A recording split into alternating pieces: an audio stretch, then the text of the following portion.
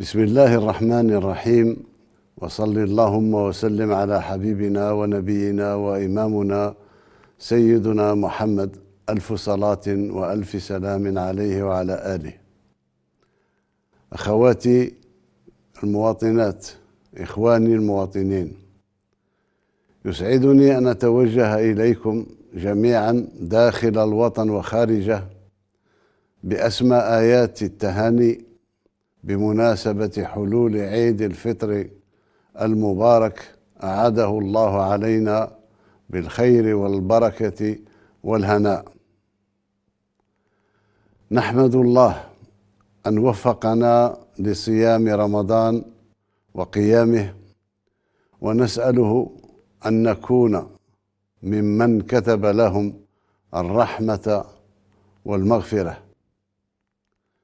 إخواني أخواتي، حري بنا أن ننوه بما شاهدناه من تضامن وأعمال خيرية في كل ربوع الوطن وعند جاليتنا في الخارج خلال هذا الشهر الفضيل، مما يشكل سندا للدولة في خدمة المواطن وتلبية احتياجاته.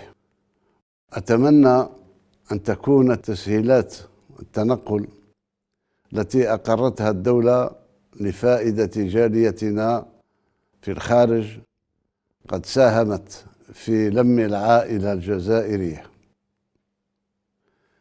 يجب أن لا ينسينا احتفالنا بعيد الفطر المبارك معاناة إخواننا في فلسطين المحتلة وانتهاك حرمة المسجد الأقصى أولى القبلتين وثالث الحرمين أمام مرأى العالم وصمته، وحالة الفرقة والاحتراب التي طالت أشقاءنا في السودان، مجددين دعوتنا لهم بضرورة تغليب لغة العقل والمصلحة العليا للوطن للحفاظ على أمتنا العربية والإسلامية.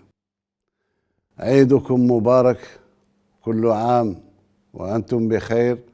تحيا الجزائر أبية شامخة، المجد والخلود لشهدائنا الأبرار، والسلام عليكم ورحمة الله تعالى وبركاته.